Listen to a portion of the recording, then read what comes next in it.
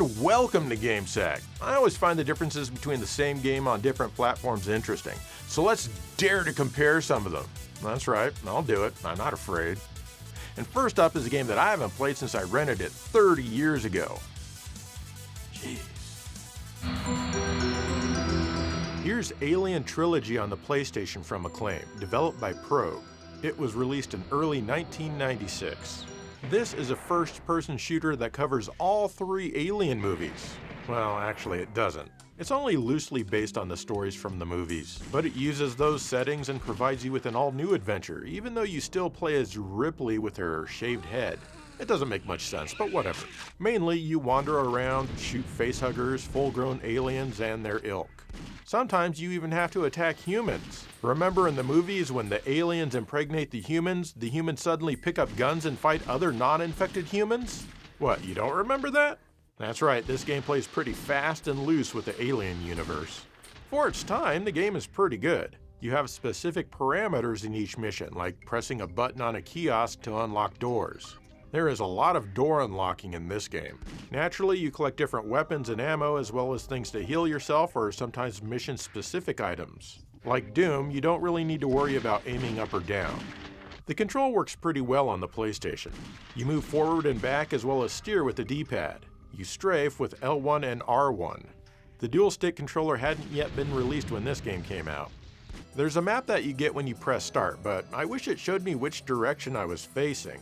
That'd make the map a lot easier to read. The visuals are often dark, but there are some scenes which are lit well. The enemies are all 2D sprites and not 3D characters. The game runs at a fairly solid 30 frames per second most of the time.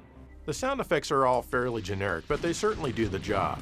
The music is excellent, I just wish that there was more of it. This game was a good idea to take advantage of the first-person shooter genre.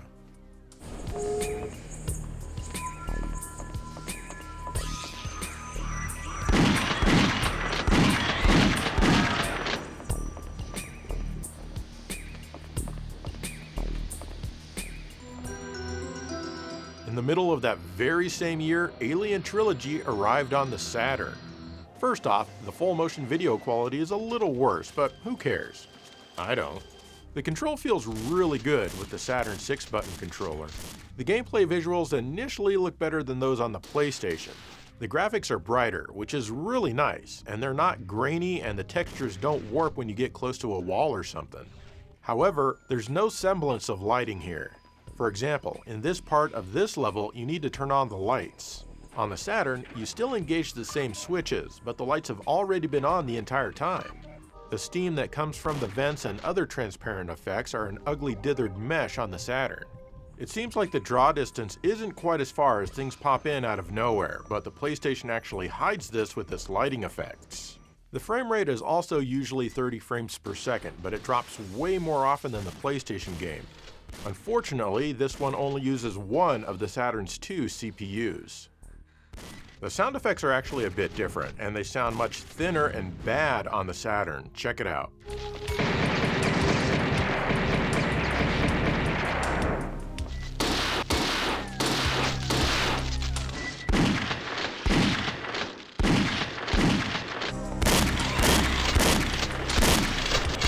What really sucks is that the game runs in mono on the Saturn, even if you have stereo selected in the options screen.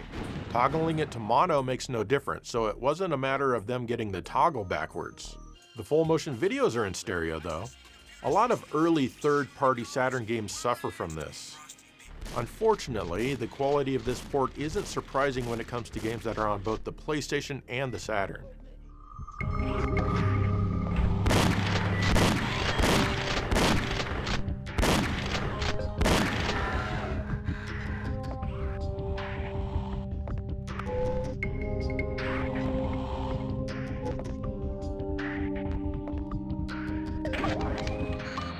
At the end of that same year, Alien Trilogy came to DOS.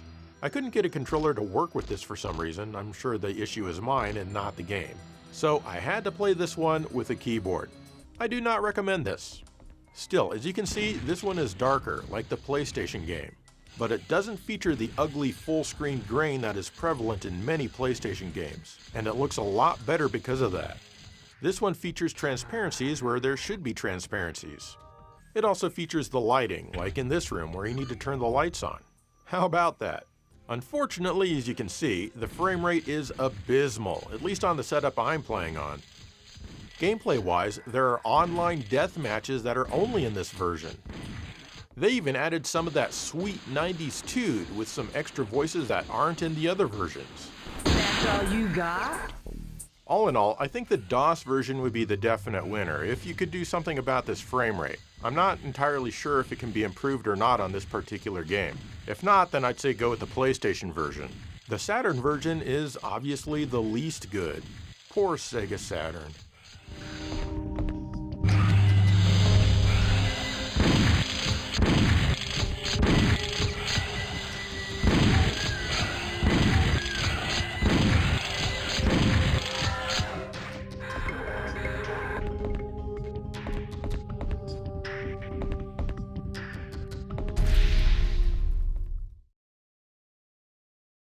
Next up is a game that doesn't get a whole lot of attention, but it's a fun one, especially with 2 players.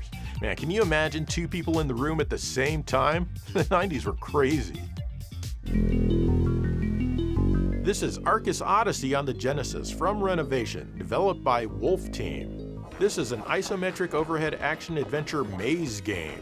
Evil has returned and you need to stop it. And that's all you need to know. You start out by choosing one of 4 characters, each with their own, characteristics. Up to 2 people can play this one simultaneously. Your main weapon for most characters is a projectile, and if you hold the fire button you can generate a shield, but you can't move while you're doing that.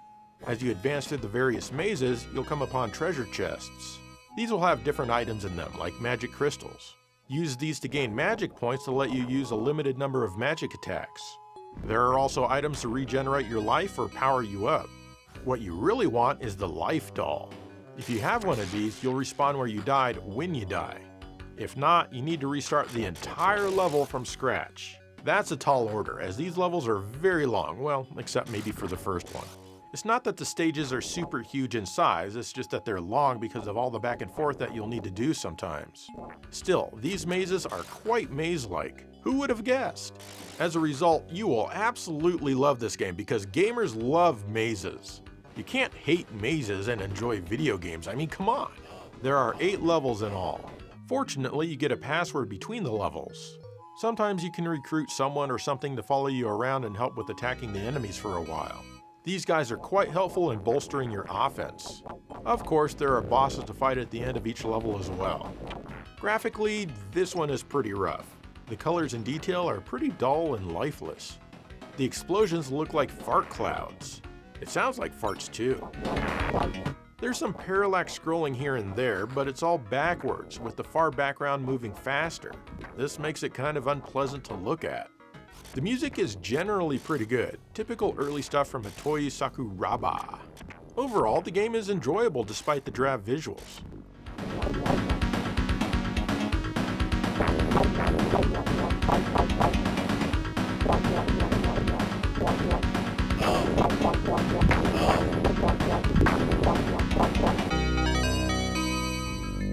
Arcus Odyssey arrived that same month for the Sharp X68000 computer, but only in Japan, of course. And it's more or less the same as the Genesis game. Well, except for the things that are different, man, that's what I'm here to tell you about. The game's title zooms out, whereas it zooms in on the Genesis. The character select screen is presented in a much higher resolution here, as are all the other static screens throughout the game. This one has an extra intro that explains the story a little more as you begin your quest, with a bunch of text and high-resolution graphics. What's cool is that it's different for each character. The game itself looks almost exactly the same. They didn't seem to add any more colors. The explosions are still brown. In the Genesis game, there's a bit of transparent shadows on the ground where these dragon heads shoot up from. That's right, transparency on the Genesis. Please, be impressed. On the X68000, these are pure black, no transparency. The X68000 only features 2 buttons on the controller, so you need to use the escape key on the keyboard to open your menu. The gameplay and the various mazes and items are all mostly the same here. The water effect in level 2 is different. The Genesis game has a line-scrolling wavy effect for the water that looks nice. The X68000 doesn't have that, but instead it looks like two versions of the same water scrolling in different ways simultaneously, with the top layer being a bit transparent. The ass-backwards parallax scrolling is still in this version. Audio-wise, the X68000 is a little better because the samples are higher quality. Though like all X68000 samples, they do have a high-pass filter on them, so they don't hit as low. The music on the X68000 version takes more advantage of stereo. Otherwise, they're pretty much identical.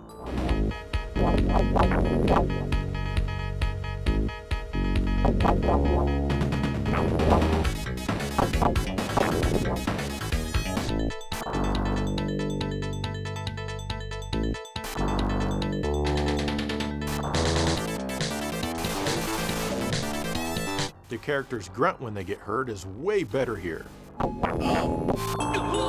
It's not a bad version overall, with a few minor improvements.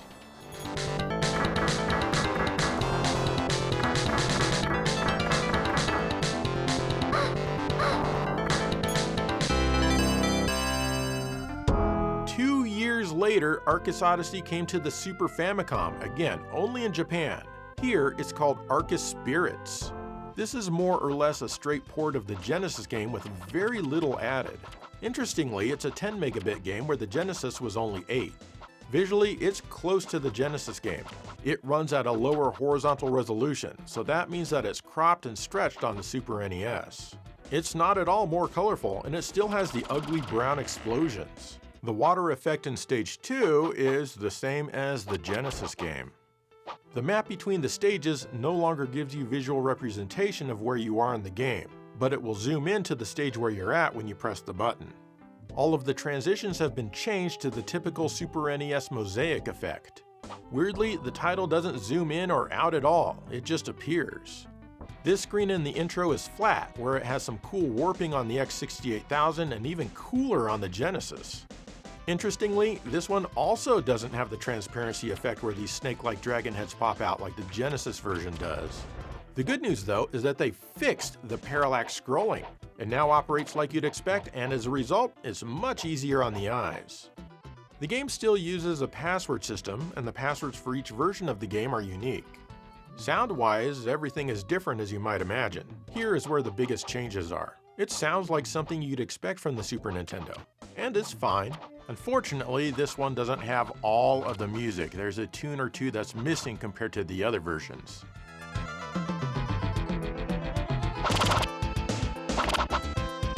The sound effects are sampled, and they're mixed a bit too loudly over the music in my opinion, but hey, at least the fart sounds are gone. The technical quality of the grunt when you get hit is good, but he sounds kinda silly. I really do wish that the developers took more advantage of the Super Famicom, especially since this has more memory and came out so long after the original. All in all, the Sharp X68000 version is the best, but only by a small degree. It has the highest resolution and the best sound effects. Personally, I prefer the FM music over the Super Famicom music. The Super Famicom game is still a good one though. The Genesis game is the easiest, as you can shoot many things that are slightly off screen, and you can't do this on the other two games. Any of these games are good if you like action, and of course roaming around in mazes.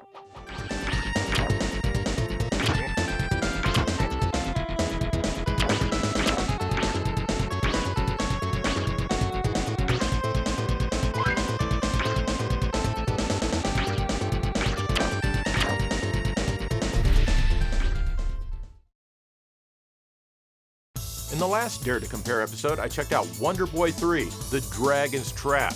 So, let's check out the sequel. This is Wonder Boy and Monster World on the Genesis from Sega and Westone. This is the 5th game in the series and the 3rd in the Monster World sub-series. In previous games, you played as dudes with yellow hair and even green hair, but now it's finally time to play as a dude with blue hair. Evil is around, and guess what? You need to stop it. This is an action-adventure platformer with Metroidvania overtones. You don't level up, but you can extend your life meter by finding hearts inside of certain chests. Also, you can buy better equipment to make you stronger. You can equip some magic and other items at the top right of the HUD. By the way, here's a tip. When you first practice the ocarina, write this crap down. You're expected to know these combos when you need to use them. There's a lot of "where in the hell do I go now?" with this one. You just have to keep wandering everywhere and hope something opens up. Sometimes you can have a little critter follow you around temporarily. They can find coins, attack monsters, find hidden doors, and lots of other useful things. This is a nice, relaxing adventure that doesn't rush you in any way. It's also the first game in the series that has a battery backup save function, however, you only have one save slot. The graphics are all very nicely drawn and colored here. I like how the very start of the game is the same area as the start of the second game, Wonder Boy in Monsterland. This is a pretty nice callback for those of us who have played through that one. However, the HUD is way too big. It's kind of ridiculous. And when you grab money, it gets even bigger for a bit. Honestly though, that's probably my biggest complaint with the game, and you most certainly do get used to it as you play. The sound and music are also good, but nowhere near the quality as we had in the previous game. Still, if you've played through this series, you will hear some familiar tunes here and there. The Brazilian version of this game is identical, but the characters were modified and licensed from a comic called Turma da Mônica, or Monica's Gang, and you now play as Monica. They really like to do this with the Wonder Boy games down there. This is a great game that I recommend to everyone. You really can't go wrong with this title.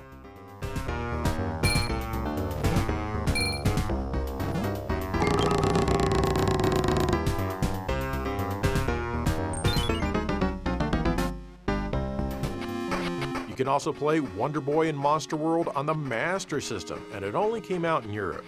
A lot was cut out from this one as it's only a 4 megabit game, whereas the Genesis one is 6 megs. It can sometimes feel like less memory than that as you play through it. The first thing that you're going to notice is how short your attack reach is. And I thought this was bad in the Genesis game. Oh man, you need to be right on an enemy here. There are fewer items to buy and equip now, many stages are shorter, feature fewer enemies, and basically no puzzles. Like here in the dwarf village, the king congratulates me on rescuing the boy the very first time I talk to him. Except that there's no boy in this version to rescue at all. The screen in which you're supposed to rescue him now just has a sliding block for you to get up and grab some magic out of a treasure chest. Or here, where you're supposed to go underwater to get an item once you have the trident. On the Master System, you can't. At least not right here like in the other versions. Instead, you're supposed to go down back here and then finally you're swimming underwater. Now you can go in and out of the water just fine. Go figure.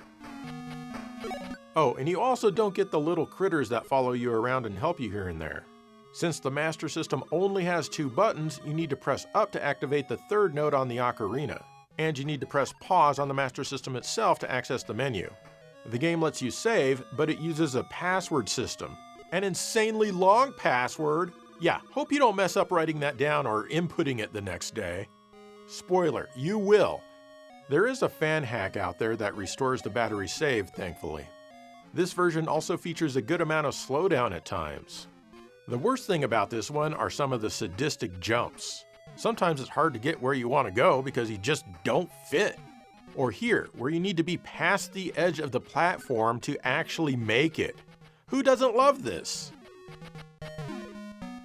Oh, and if you fall off at the very last ledge, well, guess who's gonna backtrack all the way while their life drains? That's right, you! The visuals are generally pretty good for the Master System, but of course all of the parallax scrolling is gone.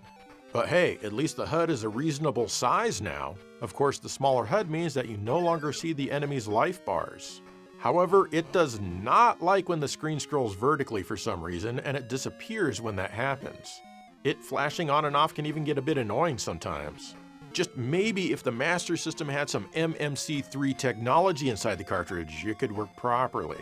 There's a lot less music here, and the music restarts every time the screen fades out and back in, which is quite often. This is another thing that can quickly get on your nerves.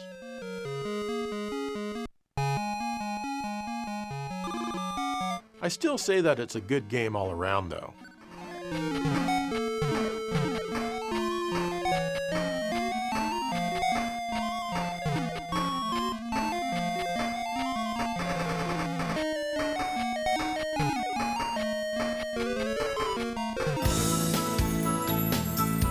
The game also came to the Turbo Duo as Dynastic Hero, developed by Alpha System and published by Hudson Soft. Due to Hudson Soft's strange deal with Westone that started with the first game in the series, they can have a version of it for themselves, but they can't use the Wonder Boy characters at all. So we get all new characters here. It starts out with a well-drawn intro that has a song that's not bad. The new characters don't look very appealing though. I mean, what's with that weird appendage on top of your head? Couldn't they have just made it Master Higgins or something, like the Adventure Island games? Oh well, at least your in-game sprite looks fine. The story is completely different as well. Evil is around, and guess what? You need to stop it. What's nice is that you have 4 save slots in this one. The PC Engine, TurboGrafx, Turbo Duo, PC Engine Duo, Core Graphics, Super Graphics, all those. They only have 2 buttons, so you need to use Run for the ocarina as well as your magic and items. It works, but it doesn't feel very good. If you're able to get your hands on an Avenue Pad 3, it helps a ton with this one. Weirdly, this game won't let you reset by pressing Run and Select simultaneously, which is incredibly odd on this console. Gameplay-wise, it's pretty much the same as the Genesis game. Everything missing from the Master System port is here. The boss designs have all been changed here for whatever reason, but the common enemies are all the same. The critters that follow you can look a little bit different, but they still do the same things. Other than that, it looks just like the Genesis game, though they did choose a darker color palette. There's also no parallax scrolling in this one, which isn't surprising. The gigantic HUD is back in all of its glory. The music is all CD quality, of course. It can be fairly good sometimes, but overall, it's not as good as the Genesis game.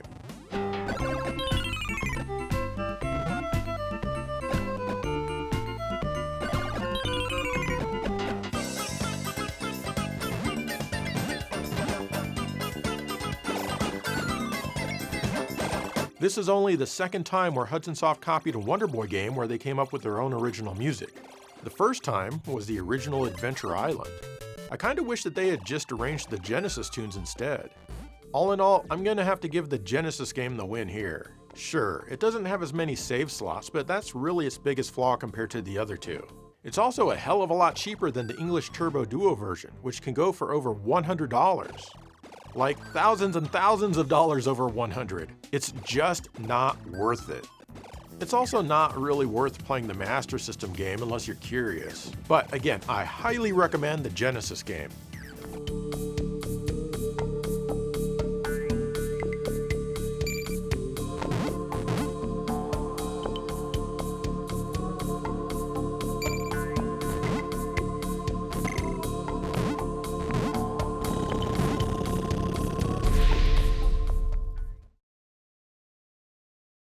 This last one is a Genesis game that I thought was a console exclusive, but no, it actually got quite a few ports. Now, sorry for the length of this one, but I've got to tell the story about what I thought the Genesis was capable of when it first came out.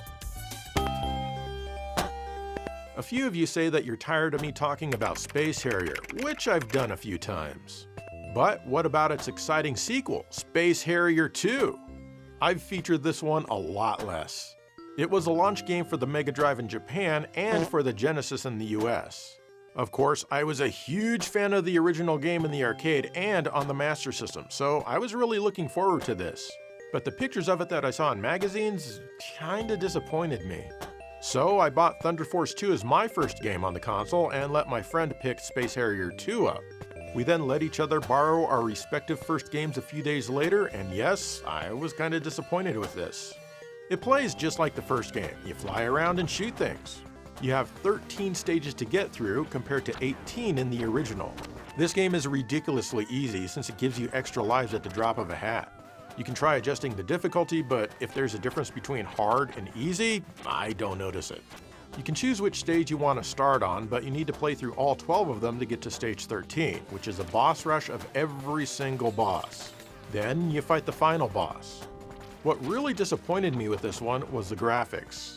Before the Genesis came out, magazines of the time were reporting that the console had scaling. Of course, we all know now that it doesn't, but naturally the magazines never bothered to print a retraction, because of course they didn't.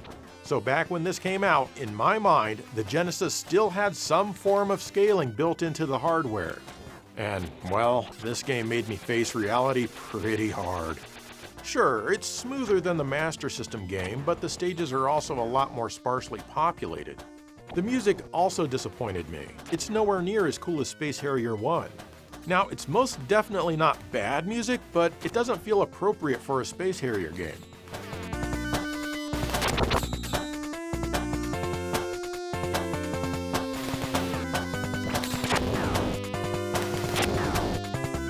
The technical quality of the voices did impress me though, but there are only a couple of them.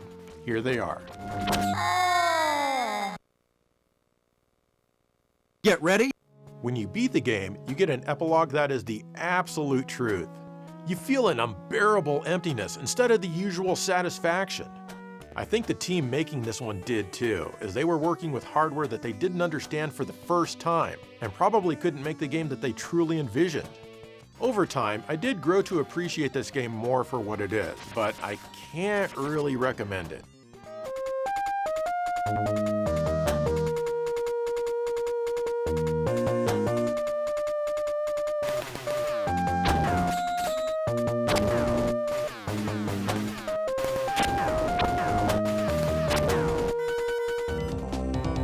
Unbeknownst to me until very recently, Space Harrier 2 came to the Amiga. This was developed by Tech and published by Grand Slam, whoever these companies are. The graphics were done by Spock. Neat! At first glance, pretty much everything is here, just cropped, which makes it look wider when I zoom it in like this. The gameplay here though has taken a step down. Your hitbox is huge, and you will get hit even when things don't touch you. Hell, you can even get hit before an enemy has moved to your plane depth-wise. Speaking of which, it can be very difficult to judge depth in this one, mainly because nothing has any shadows on the ground. The enemies and their projectiles all move much faster than the Genesis game, but even worse, the speed can be inconsistent. You can choose to play this one with a mouse or the joystick. You'd think that the mouse would improve things, but it doesn't. It just makes it that you're more liable to run into something accidentally as you're avoiding something else. You also have a choice between music or sound effects. You can't have both, and you don't deserve it. The music is actually pretty good, but something about it doesn't make me prefer it over the Genesis game. The sound effects are the only way that you'll hear the voices, and every sound effect has some stereo effects applied to it.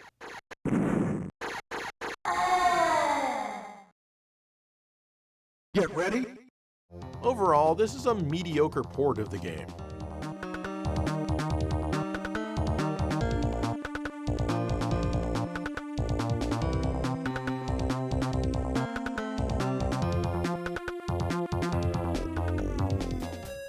It also came to the Atari ST, done by the same people. Most of the things I said about the Amiga version can be applied to this one. Except here, you get to hear both the music and the sound effects simultaneously, thanks to the extreme power that is offered by the glorious Atari ST platform, which is light years ahead of the Amiga. Unfortunately, the sound quality itself is closer to that of a Sega Master System.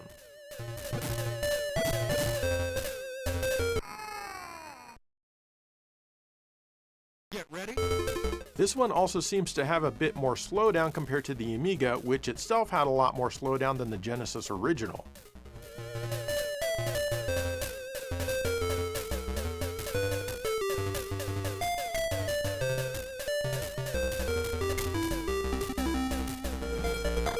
Then there was a version for the Amstrad CPC. And well, it's kind of impressive for the little Amstrad. It has a graphic of one of the bosses over there on the side at all times, so that's really exciting. The game graphics are generally kind of chunky, and the animation is worse than the 16-bit versions, but like I said, kind of impressive given the 8-bit specs. The stages that have ceilings do not have them in the 8-bit versions like this one. The music sounds similar to the Atari ST version, fairly primitive. Unfortunately, you don't get the entire song, and it loops quickly. There are no sound effects. Even if you turn off the music, there are no sound effects. Overall, it's fairly decent for the platform, I suppose.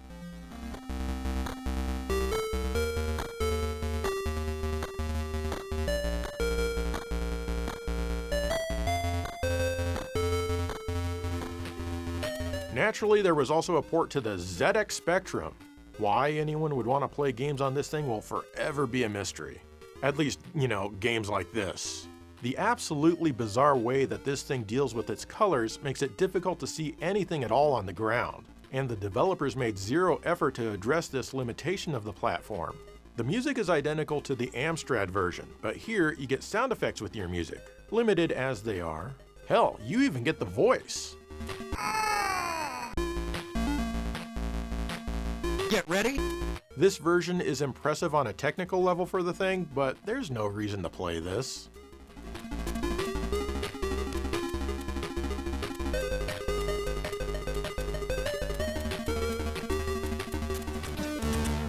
There's even a version for the Commodore 64.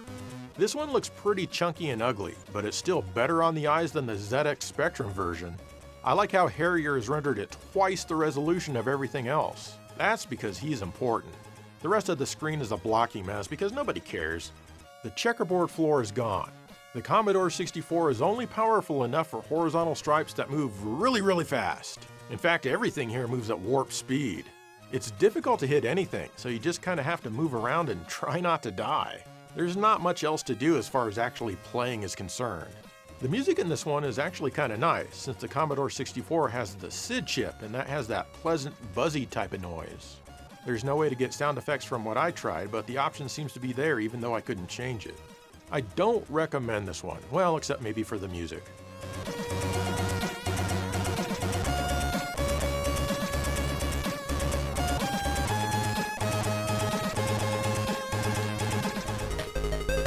There's also an MSX version. It's a cassette game, and getting this one to run was a pain in the ass. I couldn't get a joystick to work, so again, I had to play with the keyboard. Moving up and down are accomplished with the letters I and K, if I recall, and moving left and right happens with the letters Z or Z and X. It's so dumb. It looks and sounds just like the ZX Spectrum game, except that it doesn't have the voices. This is, by far, the worst version of the game.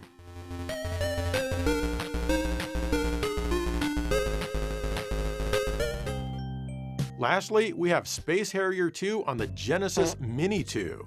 This version was developed by M2 in 2022. They basically just remade it for the Genesis, but using that scaling feature that I actually thought the console had when I originally played the game back in 1989. There are lots of things that are good about it. The scaling is indeed nice. Everything moves so much smoother. I would have loved this back then. The new floor is nice too, it looks great. All the colors here are what the Genesis can do on its own. They even redid the music with better instrumentation and added a bass line that makes it sound like an actual Space Harrier game.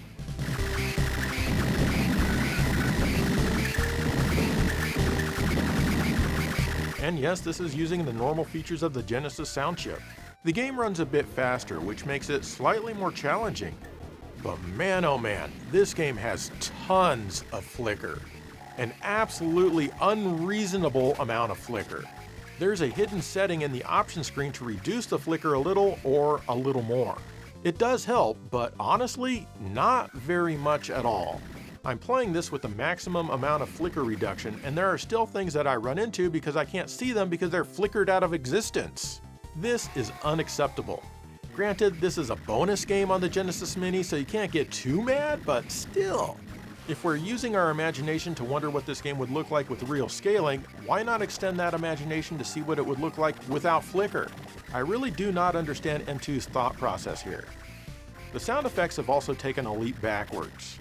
Sadly, the world has forgotten how to make FM sound effects. However, they did add more voices, and that's awesome, but they do sound worse than the original game. You're doing great. Still, I'm more than 100% positive, if that's even possible, that I would have been more than fine with the sound here back in 1989. All in all, despite the disgusting and downright embarrassing flicker issues, the Genesis Mini 2 version is the best of them all. The Genesis original doesn't have these issues, but it also runs at a lower frame rate and the music isn't as nice. If you really want to play Space Harrier 2, well, just make sure to stay away from the computer versions. You're doing great.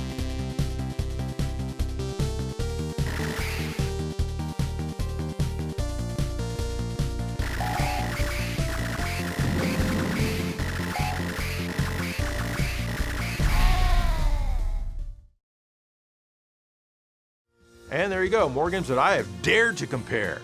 That's right, I walk on the edge and I risk it all for you guys.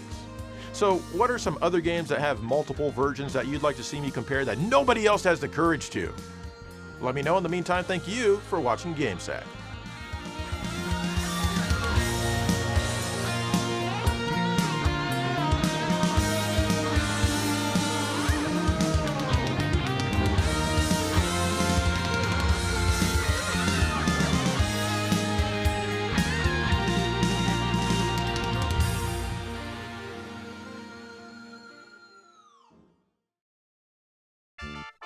In every industry, there's horrible people that rub everyone the wrong way. As I say, but hello, you! I'm Guru Harry, and I welcome you to Witch Hunt. Top 5 game developers who are complete assholes.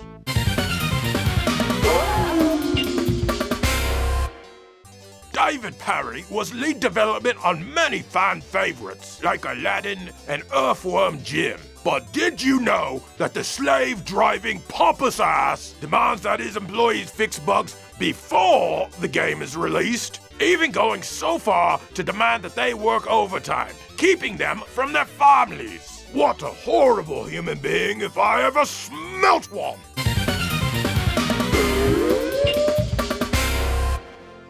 I'm not sure what branch of military that Major Nelson is a major in, but did you know that he does not even rinse his hands for 2 full seconds after using the loo? He will then proceed to shake your hand, thereby infecting his fecal repugnance right onto you!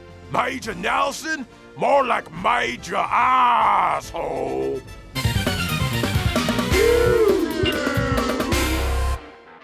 I tweeted at John Carmack once, and would you believe it, he did not respond or even follow me back at all. I'm a goddamn guru, for Christ's sake! You don't know who you're messing with, Carmack! Number 2!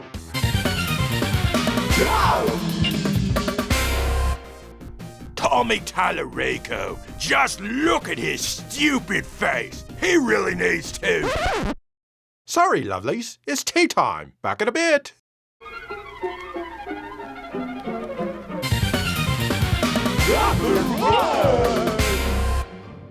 As if there could be any other choice but Peter Molyneux. I don't even remember why I hate him anymore. Funny that. But I do hate him! I hope he suffers and never gets to have afternoon tea ever again. That's how much I hate him. Well, that's it. Goodbye, you.